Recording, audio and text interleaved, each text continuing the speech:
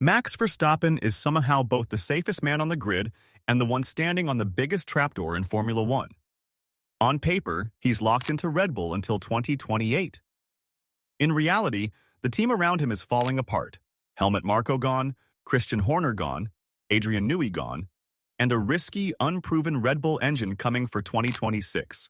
So the real question now isn't, is Max staying? It's much harsher. Is Red Bull still worth Max Verstappen's prime years? Max Verstappen is somehow both the safest man on the grid and the one standing on the biggest trapdoor in Formula One. On paper, he's locked into Red Bull until 2028.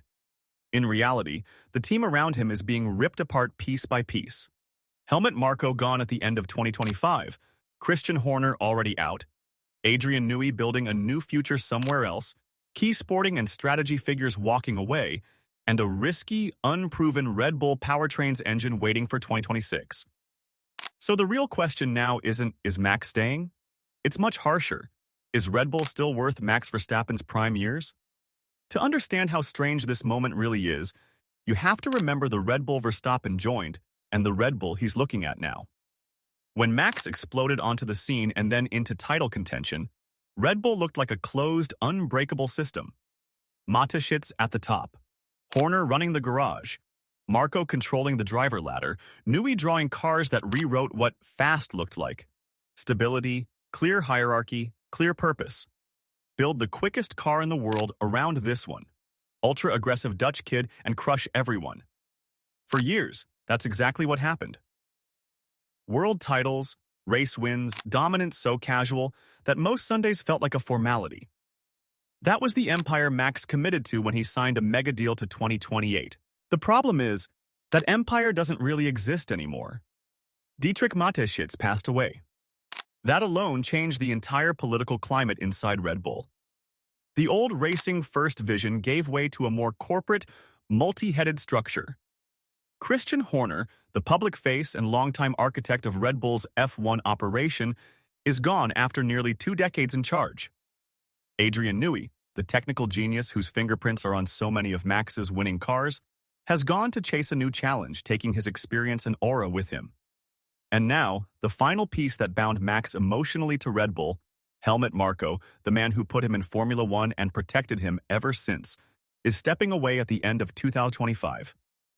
In the space of a few seasons, Verstappen has gone from being the chosen driver of a tight inner circle to being the superstar employee of a completely reshaped organization. From Max's perspective, that's not just a reshuffle. That's the ground moving under his feet. The people who convinced him to take the risk on Red Bull, who backed the jump to Toro Rosso at 17, who pushed the mid-season promotion in 2016, who shielded him in the media when he was young, aggressive, and polarizing, they're not there anymore. What replaces them is a more corporate structure. New faces from the wider Red Bull company, new department heads, a new way of making decisions. For a driver who built his career on loyalty to a small inner group, that's a huge emotional shift. You stay loyal to people. When those people go, you naturally start asking whether your loyalty still belongs to the badge on the car. Layered on top of that emotional shift is something even more dangerous for a driver in his absolute prime, the 2026 regulations. This is not just a new front wing or a different floor concept. This is a full reset of the rulebook. Shorter, narrower cars with less downforce and less natural grip. A 50-50 hybrid split between internal combustion and electric power, with an enormous jump in how much of the lap is being driven by the battery. Active aero that changes the car's behavior dramatically between straights and corners. New systems, new modes, new failure points. And at the center of all of that, Red Bull are building their own engine for the first time under the Red Bull Powertrains banner. No Honda safety net. No decades of implied experience like Mercedes or Ferrari. It is a bold, ambitious, but undeniably risky project. That's where the question, is Red Bull still worth it, becomes brutally real. For a midfield team, 2026 is a dream. Reset the rules. Hope you jump forward. Nothing to lose. For Max Verstappen, it's the opposite. He isn't fighting to prove he belongs in Formula One anymore. He's fighting to decide how he spends the limited number of peak seasons he has left. Every year he isn't in a title-contending car is not just a lost opportunity, it's a direct hit on his legacy. He's already said he doesn't want to race into his 40s just for the sake of being on the grid. This is his window, the moment where his speed, experience, and aggression are all perfectly aligned. On paper, the contract ties him down until 2028, but the contract isn't the full story. Built into that mega deal is performance-based protection, a way out if Red Bull fails to give him a car that can fight at the sharp end. The details may never be publicly confirmed line by line, but the broad outline is clear enough. If Red Bull's 2026 package cannot keep him in the top 3, if the engine or concept is fundamentally off, the door opens for 2027, and that's where the tension lies. Officially, he says he's committed, he wants to stay, he's focused on 2026 with Red Bull Powertrains. Unofficially, everyone in the paddock knows a bad 2026 season doesn't just mean fewer trophies, it could mean the end of Verstappen Red Bull as we know it. The trust equation starts to look very complicated. On one side, Max owes almost his entire Formula One career to Red Bull. They took the risk on a teenager. They gave him race-winning machinery. They backed him through controversy, clashes, and title wars. They built a generation of cars around his preferences, his style, his feedback. On the other side, the people who made those calls, who argued for him in boardrooms and in crisis meetings, are disappearing. Verstappen never had a classic manager fighting his battles from the outside. His power base was inside the team. Marko, Horner, Newey. Take away Marko and Horner, and the political map inside Red Bull changes overnight. He is still the biggest asset, but he is no longer the protege of the old guard. He is a star in a system run by different priorities. Add to that the enormous technical risk, and you start to see why so many analysts talk about 2026 as the year of truth, not just for Red Bull, but for Verstappen's loyalty. If the Red Bull Ford power unit is strong out of the box, if reliability is under control, if the active aero and chassis concept play to his strengths, the story suddenly looks simple again.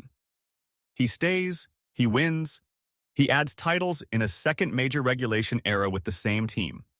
That would be historic. It would cement his legacy not just as a champion, but as the pillar of a dynasty that survived one of the biggest technical resets in modern F1. It would also vindicate the corporate leadership that replaced the old trio and chose to bet big on their own engine. But if the opposite happens, if 2026 starts with overheating issues, deployment problems, top speed deficits, or endless small reliability failures, the tone changes overnight. Every radio message of frustration, every what are we doing moment, every sideways look in the debrief becomes soundtrack for a new storyline. Is Max about to walk? Suddenly, that 2027 escape route becomes the most valuable clause in Formula One. Mercedes, with their deep engine history and hunger to return to the top, will be watching closely. Aston Martin, armed with Honda power and top Red Bull refugees in technical roles, will also be circling. For both of those teams, Verstappen is the ultimate shortcut. Sign him, and you don't just get a quick driver, you get a benchmark to build a whole era around. From Max's point of view, the calculation is cold but simple. Stay at Red Bull and hope the risk pays off, and you keep continuity, comfort, and a team still largely designed around you. Leave for somewhere like Mercedes or Aston, and you're gambling again. New systems, new garages, new politics, but maybe a more secure technical platform if Red Bull's engine project stumbles. It's Red Bull's turn, for the first time in a long time, to prove they deserve him, not the other way around. All of this means that 2026 will test more than Verstappen's lap time. It will test his patience, his tolerance for chaos off the track, and his belief that Red Bull can still match his ambition. He's no longer the young charger happy just to be in the quickest car. He's a multiple champion with options, watching a team that used to be bulletproof show real cracks for the first time. And when someone like that starts asking whether loyalty still makes sense, it's not a story you can fix with a press release and a couple of Instagram posts. So is Red Bull still worth it for Max Verstappen? Right now, the honest answer is that it depends entirely on 1 year, 2026. If Red Bull Powertrains delivers a weapon, the internal turmoil fades into the background and we talk about another chapter of dominance. If they don't, then no matter what the contract says, The Verstappen Red Bull story could flip from dynasty to divorce in a single silly season, and Formula One's entire power balance goes with it.